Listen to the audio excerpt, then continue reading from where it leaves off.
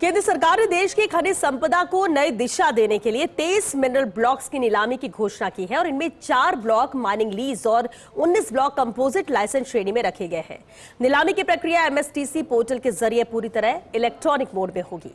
यह रिपोर्ट देखिए। Ministry of mines की ओर से जारी नोटिस के मुताबिक वित्तीय बिड केवल डिजिटल फॉर्मेट, तकनीकी बिड डिजिटल और भौतिक दोनों ही रूपों में जमा की जा सकेगी। टेंडर डॉक्यूमेंट की बिक्री 23 सितंबर से शुरू होगी, जबकि दस्तावेज खरीदने की आखिरी तारीख 24 नवंबर और बिड जमा करने की अंतिम तिथि 1 दिसंबर तय की गई है। खनिज ब्लॉक्स में cobalt, manganese, vanadium, graphite, titanium, tin, lithium, caesium, niobium, zirconium और रॉक फास्फेट जैसे खनिज शामिल हैं। ये खनिज बैटरी निर्माण, इलेक्ट्रॉनिक्स, रक्षा, ऊर्जा और उर्वरक उद्योग के लिए बेहद अहम माने जाते हैं। राजस्थान में 4 बड़े ब्लॉक्स नीलामी में शामिल हैं। इसमें भाटी खेरा, निम्बली, डेगाना और गुगरोट शामिल हैं। वहीं ओडिशा में 3 ब्लॉक्स बलांगीर जिले में हैं, जिनमें ग्रेफाइट और मैंगनीज प्रमुख हैं। अरुणाचल प्रदेश के पाकरो और सिटोसी के ब्लॉक्स वैनाडियम और ग्रेफाइट से समृद्ध हैं।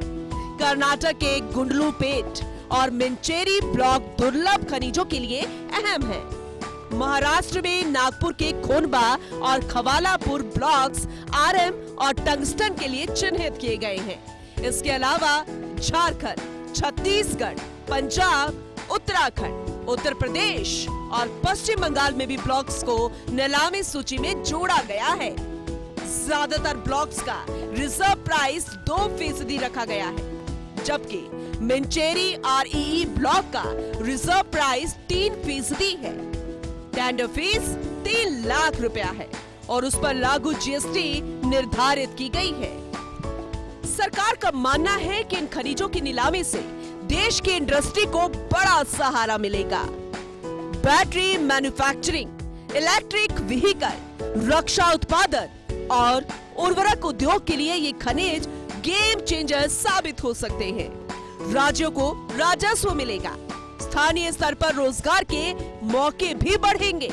इस नीलामी से देश न केवल अपने खनिज आत्मनिर्भरता की ओर कदम बढ़ा रहा है, बल्कि वैश्विक बाजार में भी अपनी स्थिति मजबूत करेगा।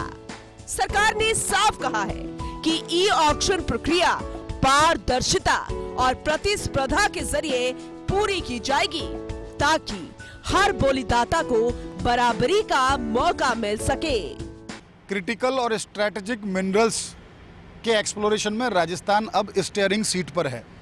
आज केंद्र सरकार द्वारा NIT जारी कर 23 ब्लॉक्स को नीलाम करने की घोषणा की गई है। खास बात यह है, इसमें राजस्थान के भी 4 ब्लॉक शामिल हैं, जिसमें 2 रेयर अर्थ, 1 टंगस्टन और 1 फॉस्फेट का ब्लॉक शामिल है। कहा जा सकता है कि जिस तरह से क्रिटिकल मिनरल्स को लेकर केंद्र सरकार और राज्य सरकार के बीच में समन्वय देखने को मिला है, उससे निश्चित तौर पर कहा जा सकता है कि आने वाले दिनों में बेशकीमती खनिजों की खोज में राजस्थान अग्रणी तो होगा ही, साथ ही साथ रोजगार सृजन और अर्थव्यवस्था के क्षेत्र में भी मजबूती से सामने आएगा। कैमरा पर्सन राकेश के साथ Nirmal Tiwari, First India News, Jaipur.